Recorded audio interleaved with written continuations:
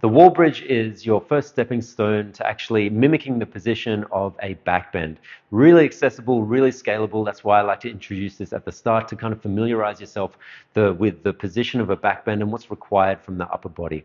So Mike is going to help me out here. Now, distance from the wall will depend on your mobility, and you're going to have to play around with this a little bit, yeah? If you go too close, you won't be able to get that far back, but if you go too far away, you might end up cranking from the lower back or something like this. We'll talk about that when we get there anyway. So Mike has already found a kind of comfortable position for her back bend. So what we're going to do is initiate this with the head, right? Because you've got to think of your cervical spine, that part on your neck there. Whatever we do there kind of travels through that T-spine area into the lumbar as well, right? The spine is connected. So if we lead with the head, the rest of the spine tends to follow.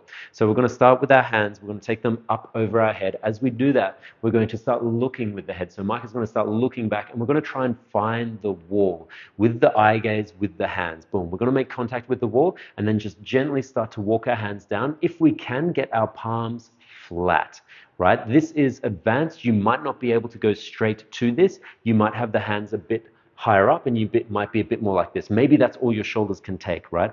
In that case, we might also have to take the hands further apart to help make this easier or more forgiving on the shoulders. But Mike has got great mobility already, so we can go into the harder variation. So I'd like palms flat and hands a little bit closer together.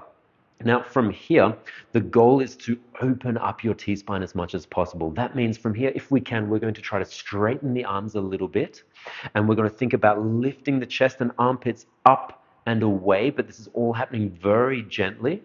Good.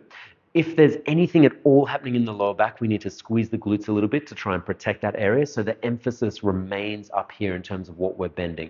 And now we're just trying to become comfortable with this position, this very extreme back bend that's happening through the thoracic, trying to breathe into the chest, expand into the rib cage, in between the little intercostals, lengthening the lats, the chest, and holding here for time. When you're ready to come out, it's a bit of an awkward one. It's pretty much fair game, whatever works for you. Micah just stands up. Some people collapse to the wall. That also works well. And that is the wall bridge. Great job.